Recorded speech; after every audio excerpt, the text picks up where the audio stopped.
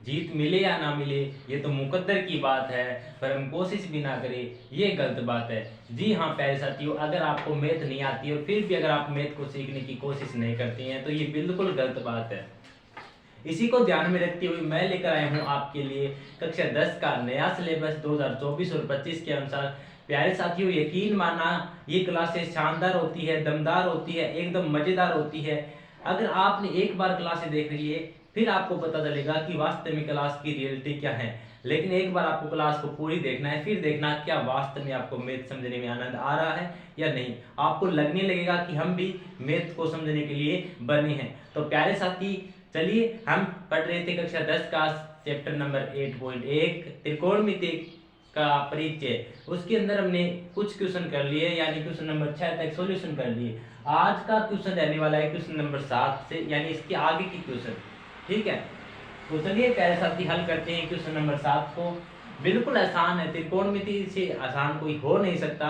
और याद रखना, त्रिकोणमिति वो चैप्टर है जो आपको आगे ही नहीं बहुत आगे लेकर जाएगा और जो आपको हमेशा काम आने वाला है, बड़े मार्क्स का चैप्टर है। अगर आपने ये सोच लिया ना कि सर हम इसको नहीं समझेंगे, तो मान लो कि आपका मैथ का आधा पार्ट है वो वीक हो जाएगा। लेकिन ऐसा काम कदापि नहीं करना है। तो चलिए चलते हैं क्वेश्चन नंबर 7 को और समझते हैं पहले से क्वेश्चन को। सबसे पहले क्या दिया गया है कि यदि कोण थीटा बराबर 7/8 हो तो आपको एक तो ये ज्ञात करना और एक ये ज्ञात करना। यानी अगर आपके पास कोण थीटा बराबर 7/8 हो तो 1 प्लस साइन थीटा, यानी इसका मान निकालना है और इसका मान निकालना है। तो प्यारे साथी, मैंने आपको कल भी समझाया था, परसों भी समझाया था, हमेशा आपको सबसे पहले जो जो क्वेश्चन कहे उसके अकॉर्डिंग चलते जाना है। क्वेश्चन क्या कहता है, सबसे पहले आपको दिया है कोण थीटा बराबर 7/8। क्या दिया गया, 7/8, यानी कोट थीटा बराबर दिया है 7/8। यानी अब आपको ये पता होना चाहिए कि कोट थीटा बराबर लंब आधार उत्तरण में क्या रिलेशन होता है। पहले साथी, अब बहुत सारे वीडियो हो चुके हैं, अब आपको ये बताने की कोशिश नहीं करूंगा कि लाल बटा कक्का लाल बटा कक्का, क्योंकि अगर अभी तक आप नहीं समझे तो फिर पहले साथी कहीं ना कहीं गड़बड़ जरूर है। ठीक है, तो देखिए कोट थीटा बराबर 7/8 है, तो कोट थीटा में रिलेशन बताइए। आप कहेंगे सर कोट थीटा में रिलेशन, इसके लिए मुझे याद करना पड़ेगा। आप मान लो अपने दिमाग पर जोर डालो। कोट थीटा किसका उल्टा होता है, आप कहेंगे सर टेन थीटा का। टेन थीटा बराबर क्या होता है, लंब बटे आधार। चलिए बता ही देता हूं मैं, लाल बटे कक्का, लंब बटे आधार, यानी टेन थीटा बराबर होता है लंब बटे आधार। तो कोट थीटा बराबर क्या होगा, कोट थीटा बराबर इसका उल्टा हो जाएगा, यानी आधार बटे लंब। इसी का बात कर रहा हूं मैं, आधार बटे लंब। यहां से मेरे पास आधार का मान आ जाएगा 7, लंब का मान आ जाएगा 8। तो प्यारे साथी, अगर आपके पास आधार का मान आ गया, लंब का मान आ गया, तो आपको पता है हम क्या करते हैं, फिर तो हम त्रिभुज बनाते हैं और त्रिभुज के अंदर जो वैल्यू वो रखते हैं नहीं है वो ज्ञात करते हैं किसकी सहायता से, पाइथागोरस प्रमेय की सहायता से। तो चलिए बनाते हैं त्रिभुज। कोई मेरे पास त्रिभुज है,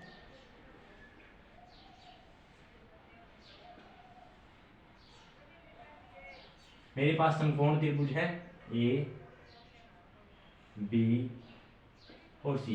ये मेरे पास कोई 90 डिग्री का कोण है, ये मेरे पास कोई थीटा मैंने मान लिया। ठीक है, आपको पता है थीटा के सामने वाली भुजा आपकी सर लंब होती है और 90 डिग्री के सामने वाली भुजा कर्ण है, और जो नीचे बच गया वो क्या होता है आपका आधार। क्या होता है, आधार। तो प्यारे साथी, लंब कर्ण आधार तो अब आपको सपने में भी याद होना चाहिए। अगर आपको सपन भी आए ना तो आपको किसका आना चाहिए, लंब आधार कर्ण का, क्योंकि हम क्या पढ़ रहे हैं, ट्रिग्नोमेट्री, त्रिकोणमिति। जब भी आपकी रात में आंखें खुले तो आपको याद होना चाहिए ट्रिग्नोमेट्री टेबल, साइन 30 का मान क्या था, कोस 30 का मान क्या था, पाइथागोरस प्रमेय क्या था। तो प्यारे साथी, अगर अपने सपनों को रियलिटी में बदलना है तो उनको मेहनत तो करनी ही पड़ेगी। तो देखिए यहां से मेरे पास आधार का मान कितना है, देखो आधार का मान 7 है, लंब का मान 8 है। तो यहां से मैं क्या लिख सकता हूं, देखिए मेरे पास आधार कितना है 7, यानी यहाँ पे मेरे पास आधार 7 है और लंब कितना है 8।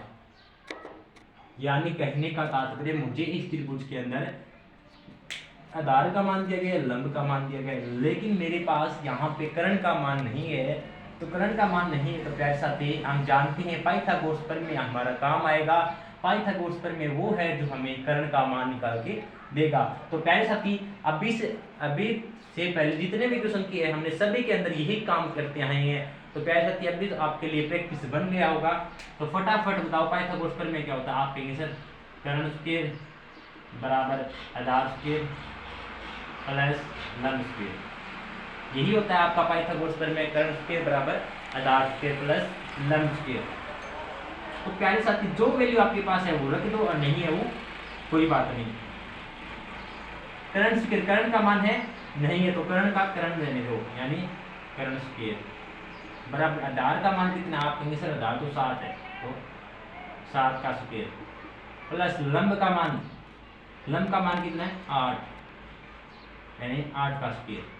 तो कर्ण स्क्वायर बराबर 7 का स्क्वायर कितना होता है 7 का स्क्वायर 49 प्लस 8 का स्क्वायर 64, इनको जोड़ो 9 और 4 13, 6 और 4 10 और 1 यहाँ से सिलाई कितना हो गया 11, यानी 13 आ गया। मेरे पास कर्ण स्क्वायर का मान आ गया 113। लेकिन मुझे तो किसका मान चाहिए, मुझे तो इस कर्ण का मान चाहिए। किसका मान चाहिए, इस कर्ण का मान चाहिए। तो आपको पता है कि जब भी हम स्क्वायर को दूसरी साइड भेजते हैं तो स्क्वायर यानी जो इस साइड वाला बोलता है अगर तुम उसके पास स्क्वायर था तो मैं हमेशा तुझे किस में रखूंगा अंडर रूट में। कहने का तात्पर्य ये है प्यारे साथी कि अगर आपके पास कोई स्क्वायर है अगर दूसरी साइड भेजते हैं तो वो अंडर रूट है बन जाता है। ठीक है, तो इधर जाके क्या मिल जाएगा अंडर रूट, तो अंडर रूट 113। यहां से कर्ण का मान आ गया मेरे पास 113। ठीक है, मेरे पास कर्ण का मान है, आधार का मान है, लंब का मान है। अब मैं कहाँ जाने के लिए तैयार हूँ, रणभूमि में। यानी अब मेरे पास सभी के सभी हथियार आ गए हैं। अब चलिए चलते हैं रणभूमि में, युद्ध लड़ते हैं। युद्ध लड़ने का मतलब इनको हल करते हैं। ये हमारी एकमात्र दुश्मनी है, इनको हल करना है। ठीक है, जब हमने इनका काट बांट कर लास्ट में इतना छोटा सा कर दिया, मान लो हमारी जीत हो गई। ठीक है, तो चलिए अब सबसे पहले हमें ये ज्ञात करना है फिर ये ज्ञात करना है। ठीक है, सबसे पहले क्या करेंगे, ज्ञात करेंगे फर्स्ट वाला। तो देखिए इसका तो कोई काम है नहीं, तो एक बार मैं रख कर दूं क्या इसको।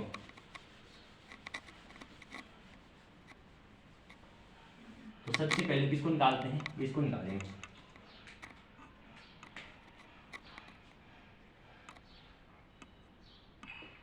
क्या है 1 plus sine theta 1 minus sine theta 1 plus cos theta 1 minus cos theta. ठीक है, इस पार्ट को आपको हल करना है। तो प्यारे साथी आप हमेशा याद रखना, आपके पास देखिए साइन थीटा बराबर आप जानते हैं लंब बटे आधार होता है, कोस थीटा बराबर आप जानते हैं क्या होता है आधार बटे कर्ण होता है। यहाँ से आप डायरेक्ट भी मान रख सकते हैं और हमारे पास यहाँ से सभी की वैल्यू भी मौजूद है। लेकिन अगर आप थोड़ा सा दिमाग लगाए ना प्यारे साथी, आपने कक्षा 8 हो या 9 हो उसमें पढ़ा भी होगा। अगर मेरे पास a प्लस बी और a माइनस बी हो तो उसको मैं क्या लिख सकता हूँ, मैं उसको लिख सकता हूँ ना ए स्क्वायर माइनस बी स्क्वायर। यानी कहने का मतलब ए स्क्वायर माइनस बी स्क्वायर का फार्मूला होता है ए प्लस बी ए माइनस बी। ठीक है, ये होता है ना। तो क्या आपको ये नहीं लगता ए प्लस बी ए माइनस बी के रूप का है? तो आप कहेंगे सर हाँ ये तो हमने देखा ही नहीं, ये तो सेम ए प्लस बी ए माइनस बी की जैसा ही है। तो प्यारे साथी यहाँ पे ए प्लस बी ए माइनस बी का आप फार्मूला लगा सकते हैं। यानी आप ए प्लस बी, यहाँ पे ए प्लस बी ए माइनस बी उसकी जगह मैं क्या लिख सकता हूँ ए स्क्वायर माइनस बी स्क्वायर। यानी ए की जगह क्या है 1 का स्क्वायर और माइनस यानी साइन थीटा का स्क्वायर। यही समझाने का तात्पर्य कर रहा हूँ और यहीं से हम नीचे हैं ए प्लस बी ए माइनस बी। ठीक है, तो चलिए लिखते हैं।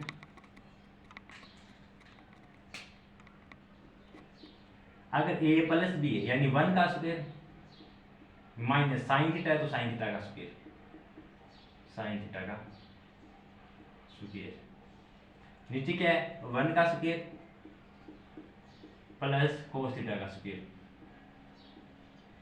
तो प्यारे साथी ये छोटी छोटी चीजें अगर हम पहले से समझना स्टार्ट कर देना तो आगे जैसे आगे त्रिकोणमिति का नेक्स्ट चैप्टर आएगा ना वहां पे बहुत काम आने वाली ये चीजें, इन्हीं से वास्ता पड़ने वाला है हमारा। तो पहले क्या होना हम इनको समझ लें।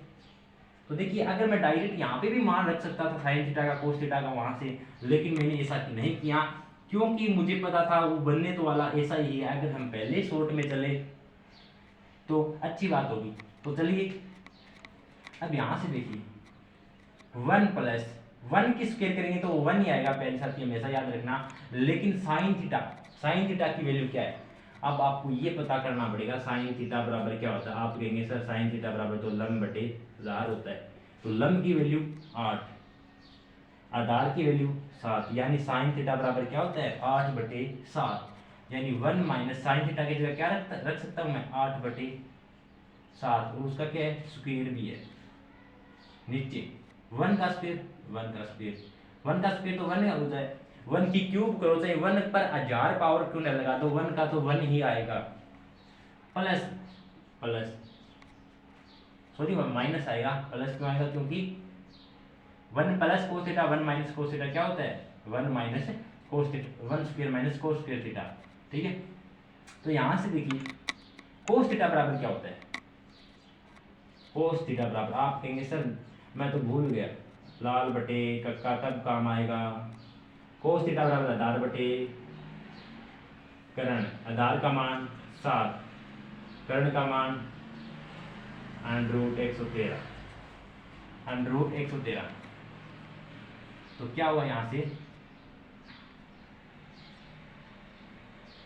1 माइनस कोस थीटा बराबर 7 बटा √113 का स्क्वायर। अब इसको हल करना है, ठीक है, इसको हल करेंगे तो देखो 1 का 1 आ गया, 8 का स्क्वायर कितना आप कहेंगे सर 64, 8 का स्क्वायर 64,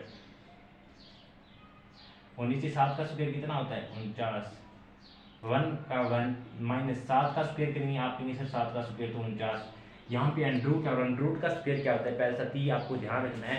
जब भी कोई संख्या अंडरूट में हो और हम उसका स्क्वायर करते हैं तो उसका अंडरूट हट जाता है, क्योंकि जिस प्रकार स्क्वायर इधर जाकर अंडरूट बन जाता है तो उसके ऊपर जैसे ही स्क्वायर लगेगी तो वो अंडरूट है कैंसिल, ठीक है। ये आपको याद रखने योग्य बातें हैं, इन्हीं छोटी छोटी बातों से आपका मैथ है वो मजबूत होता है।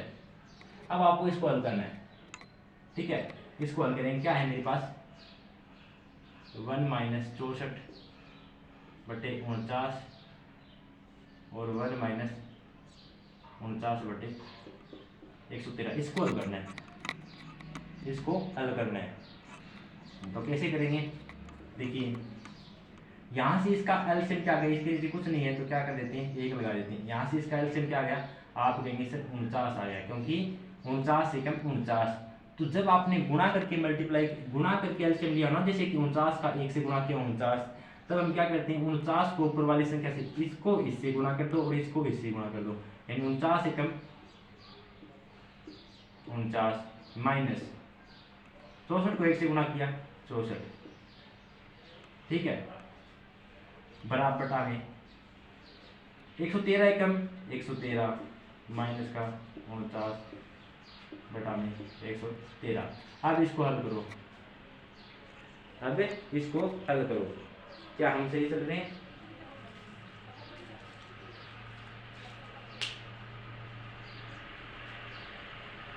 इसको हल करो,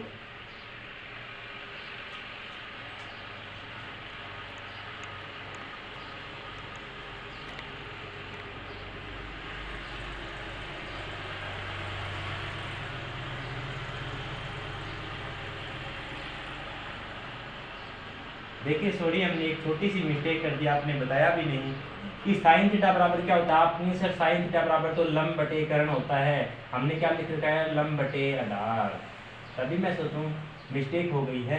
लंब का मान 8 होता है, कर्ण का मान कितना होता है 113, बस इतना सा मिस्टेक। यहाँ पे भी क्या आएगा 113, सॉरी यहाँ पे भी क्या आएगा √113, और 113 का स्क्वायर क्या होता है 113, ठीक है, और यहाँ पे भी 113। अब इसको हल करो, 113 एकम 113 इधर क्या देगा 113 और नीचे क्या है 113। अब देखो 113 से 113 कट जाएगा, एक बार नहीं काटो, मुझे पता आपको ऐसे नहीं काटना आता, कोई ना हम आगे सीखेंगे।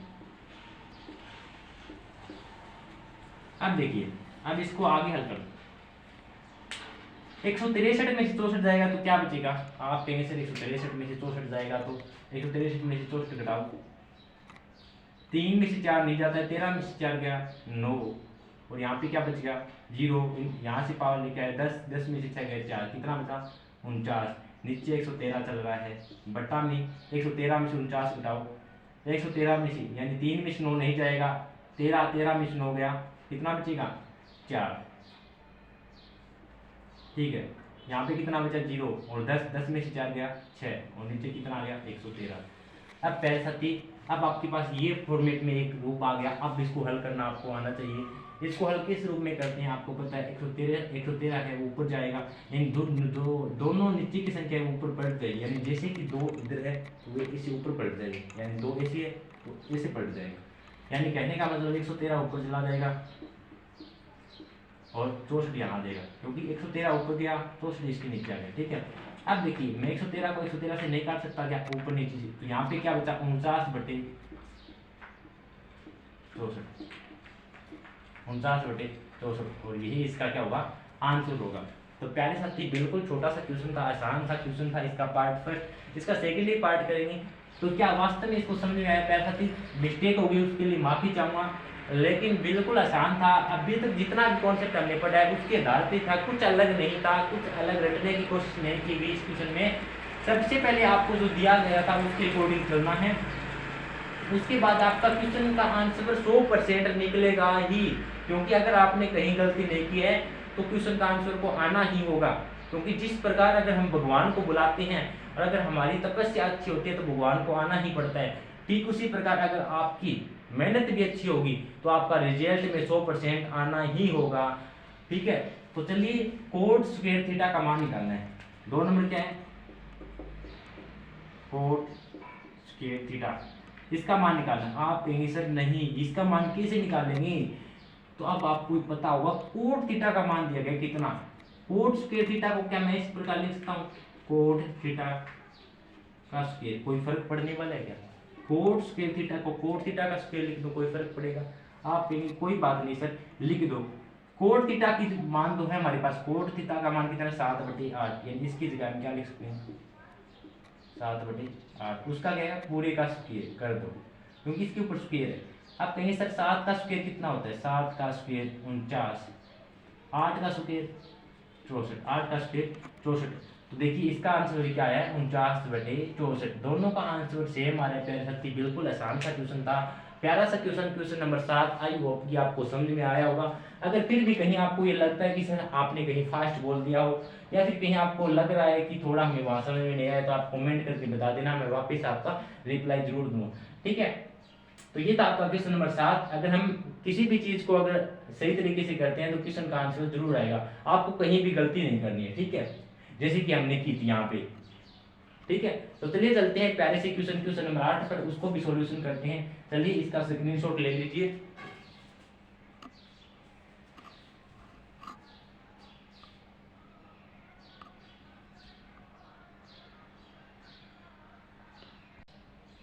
तो प्यारे साथियों ये रहा आपका प्यारा सा क्वेश्चन नंबर 8। चलिए समझते हैं क्वेश्चन नंबर 8 को क्या कहता है।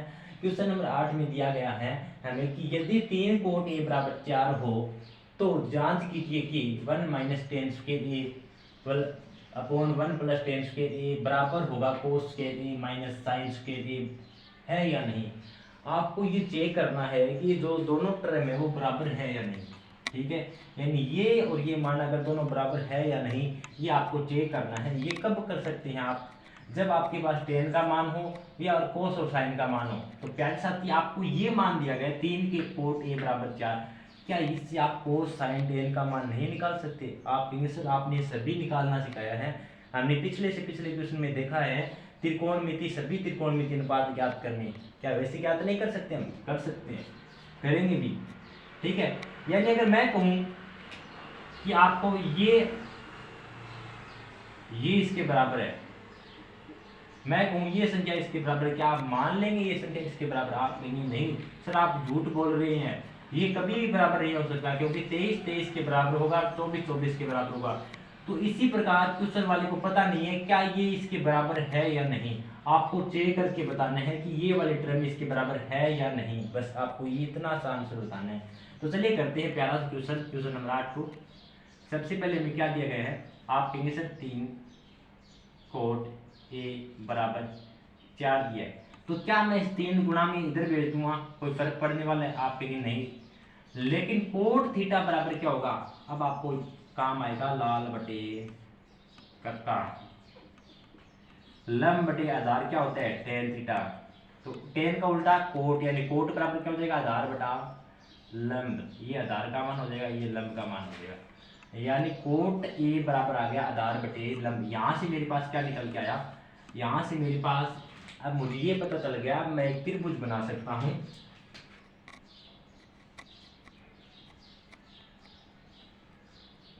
त्रिभुज ए बी सी, ठीक है, जहां पर आधार का मान कितना है।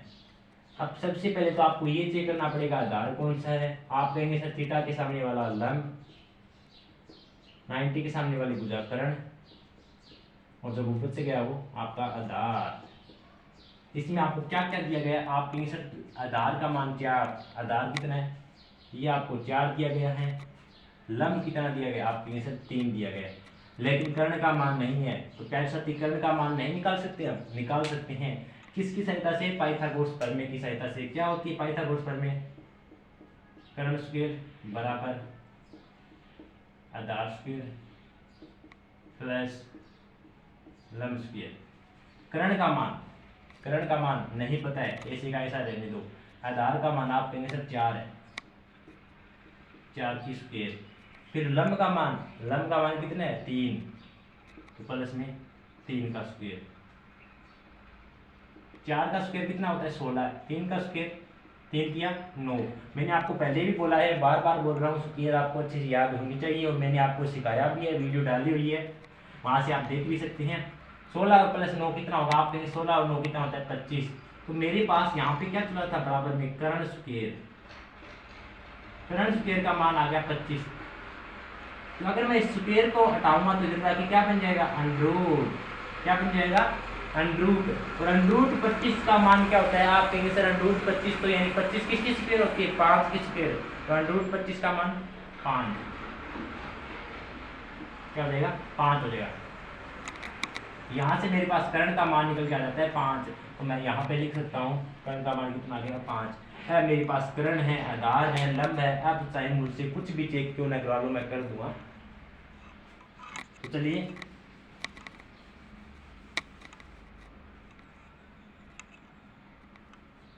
अब हमें याद क्या करना है, आपको पता है कि अगर हम इसका मान पता चल जाए, मान लो कि मैं एक बार के लिए मान लूँ, सपोज करो इसका मान मेरे पास 10 आ गया और इसका भी मान 10 आ जाए, तो हम कहते हैं कि ये बराबर है, तो इसे बोलते हैं, ये देखिए अगर मैं यहाँ पे खड़ा हूँ तो ये मेरा लेफ्ट है और ये मेरा राइट है, इसे बोलते हैं लेफ्ट हैंड साइड, इसे बोलते हैं राइट हैंड साइड। क्या बोलते हैं, राइट हैंड साइड, और ये लेफ्ट हैंड साइड है। ये आपको LHS यानी लेफ्ट हैंड साइड, ये आपका RHS यानी राइट हैंड साइड। अगर मैं पहले लेफ्ट हैंड साइड का मान निकाल लूंगा और फिर राइट हैंड साइड, अगर दोनों का मान बराबर आ जाता है तो हम बोल देंगे कि ये बराबर है, या हम कह देंगे गलत है, ठीक है। इसने यही बोला है कि इसके बराबर जांच कीजिए ये है या नहीं। तो सबसे पहले लेफ्ट हैंड साइड यानी LHS से क्या है 1 माइनस टेन स्क्वायर ए बटे 1 प्लस टेन स्क्वायर ए।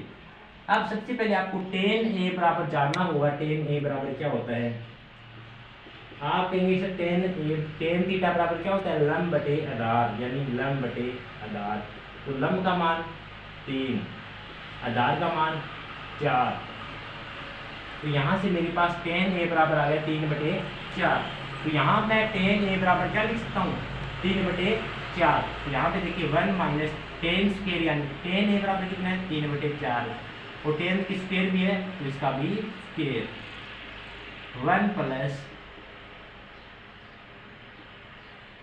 टेन ए का मान 3/4 इसका स्क्वायर। जब इसको हल करो, अब इसको हल करेंगे तो देखो 1 का तो 1 रहने वाला है, 3 का स्क्वायर आप कहेंगे सर 9, 4 का स्क्वायर 16 बटे में 1 का 1 प्लस 3 का स्क्वायर 9, 4 का स्क्वायर 16। अब इसको हल करो, आपको पता है 16 कम 16 माइनस का 9 बटे 16 अपॉन, देखिए अब ऐसा आपको पता होगा सर यहाँ पे एलसीएम लेना होता है, आप यहाँ पे इतना फास्ट कैसे कर रहे हैं, अब मैं बता देता हूँ। देखिए अगर आप इसके नीचे 1 लगाएंगे फिर आप गुना करके आपके क्या करेंगे, गुणा करेंगे। पहले साथियों मैंने आपको एलसीएम लेना सिखाया हुआ है, वहाँ पे मैंने आपको एक ही बात समझाई है, जब आपके पास यहाँ पे कोई टर्म हो और उसके नीचे कुछ नहीं हो तो डायरेक्ट क्या कर दो, उसको उससे मल्टीप्लाई कर दो। जैसे कि यहाँ पे 1 है तो मैंने 16 एकम 16 लिख दिया, यहाँ पे क्या लिख दूंगा 16 एकम 16।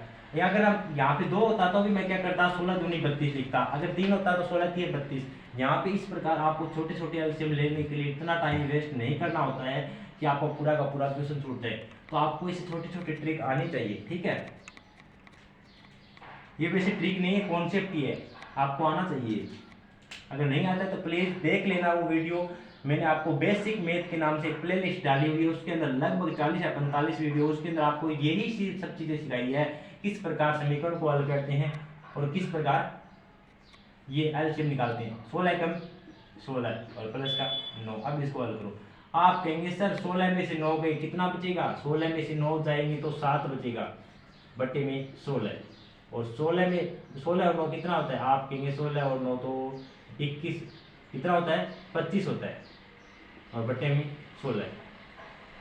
तो यहाँ से देखिए क्या मैं डायरेक्ट इस 16 को 16 से काट दूं, तो प्यारे साथी आपको पता होना चाहिए ये 16 ऊपर जाएगा यानी यहाँ पे आएगा, और इसके नीचे ये 25 चला आएगा, तो 16 से 16 काटूंगा तो पहले ही आप काट दिया करो पिछली संख्या से इस नीचे वाली संख्या को, तो यहाँ पे क्या बचता है 7 बटे 25, यानी ये मेरे पास किसका मान आ गया, लेफ्ट हैंड साइड का मान आ गया, एलएचएस का मान आ गया। अगर अब मुझे आरएचएस इसका मान निकालना है राइट हैंड साइड का, अगर मेरे पास इसका मान भी अगर 7 बटे 25 आ जाता है तो हम मान लेंगे कि ये सही है, अगर नहीं आया तो हम कह देंगे नहीं है या नहीं, हमें तो इसमें आंसर देना है। तो चलिए निकालते हैं राइट हैंड साइड,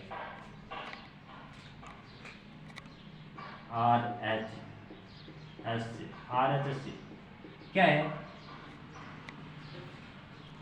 आरएचएस एक सेकेंड, कोस के ए माइनस साइन स्क्वायर ए, इसको आपको चेक करना है, ठीक है। तो सबसे पहले आपको पता है कोस का भी मान चाहिएगा साइन का भी मान चाहिएगा, और मैंने आपको हमेशा यही शिक्षा दी है, जो मान आपको पता चल जाए कि ये मान चाहिएगा उसे पहले ही निकाल के एक साइड रख दो, क्योंकि हम वो योद्धा हैं जो रणभूमि में जाने पे पहले से अपने हथियार तैयार कर लेते हैं। तो आपको पता है एक तो कोस ए का मान चाहिएगा, एक साइन ए का मान चाहिएगा, और हम जानते हैं लाल बटे कक्का,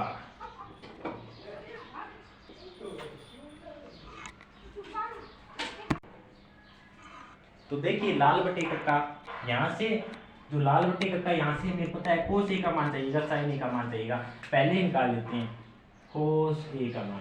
आपको पता है कोस बराबर क्या होता है आधार बटे करण, क्योंकि बीच वाली वैल्यू किसकी होती है कोस की, आधार बटे करण। आधार का मान आप कहेंगे सर 4, करण का मान 5, यानी कोस ए का मान आ गया मेरे पास 4 बटे 5। इसी प्रकार मैं किसका मान निकाल सकता हूँ साइन का, तो साइन ए का भी मान निकालना पड़ेगा क्योंकि उसका भी मान चाहिएगा। साइन ए बराबर क्या होता है लंब बटे करण, लंब का मान कितना है ये देखो 3 है, और कर्ण का मान 5, तो यहाँ से मेरे पास कोस का मान आ गया साइन का मान आ गया, और हमने दोनों हथियार अपने तैयार कर लिए, और यही हमें इसमें रखना है। देखिए पहले साथी कहने का तात्पर्य दोनों की वैल्यू हमने यहाँ से निकाल ली, अब ये दोनों की वैल्यू यहाँ पुट कर देंगे और हमारा आंसर आ जाएगा, और हमें पता चल जाएगा क्या दोनों बराबर आ रहे हैं या नहीं। तो चलिए करते हैं कोस स्क्वायर ए, कोस की वैल्यू क्या आप कहेंगे सर 4 बटा 5, और उसका स्क्वायर भी है क्योंकि कोस स्क्वायर ए है, माइनस साइन स्क्वायर, साइन ए की वैल्यू क्या है 3 बटे 5, उसका स्क्वायर भी।